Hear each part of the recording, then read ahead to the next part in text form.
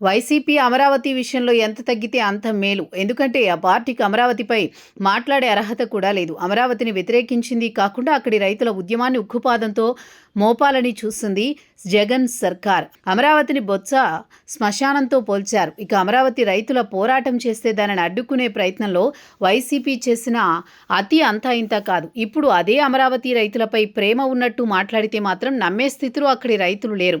ఏకాభిప్రాయంతో అమరావతిని ఎంపిక చేశారు చంద్రబాబు. నిండు శాసనసభలో ఆహ్వానించారు జగన్. కానీ అధికారంలోకి వచ్చాక 3 రాజధానుల అంశాన్ని తెరపైకి తెచ్చారు. ఈ క్రమంలో ఆందోళనకు గురైన అమరావతి రైతులు పోరాటం చేస్తే దానిని కూడా హేళన చేశారు. 3 రాజధానులు కట్టలేకపోయారు. అమరావతి రాజధానిని 5 ఏళ్ల పాటు పడుకోబెట్టారు.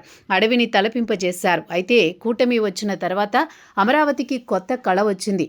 రాజధాని నిర్మాణ పనులు శరవేగంగా జరుగుతున్నాయి. ఈ క్రమంలో భూ సమీకరణకు వైసీపీ అడ్డగించే ప్రయత్నం చేస్తోంది. కొందరు రైతులను పిలిపించుకుని మాట్లాడారు జగన్. ఇప్పుడు సిఆర్డీఏ భూముల రక్షణ వేదిక పేరుతో వైసీపీ నేతలు అమరావతిలో అడుగుపెట్టారు. అమరావతి రైతుల్లో ఆగ్రహం కట్టలు పెంచుకుంది. అమరావతి విషయంలో ఏం చెప్పినా జగన్ మాట కానీ వైసీపీ నేతలు చెప్పే మాటలకు ప్రజలతో పాటు అమరావతి రైతులు వినే పరిస్థితిలో లేరు. ఒకవేళ అమరావతి రైతులకు నిజంగా న్యాయం చేయాలని వైసీపీ ముందుకొచ్చినా ఫలితం ఉండదు. అంతలా అమరావతి రైతుల నమ్మకాన్ని కోల్పోయింది వైసీపీ.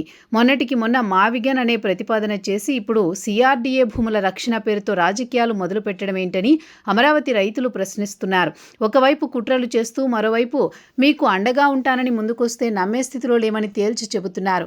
అయితే ఉండవల్లి జంక్షన్లో అమరావతి రైతుల ఆగ్రహాన్ని స్వయంగా చవిచూశారు వైసీపీ నేతలు. వారు వచ్చారు కాబట్టి సరిపోయింది. జగన్ వచ్చినా ఇదే తరహాలో ప్రతికూలత రావడం ఖాయం. అందుకే కాబోలు జగన్ ఆ సాహసం చేయలేకపోతున్నారు.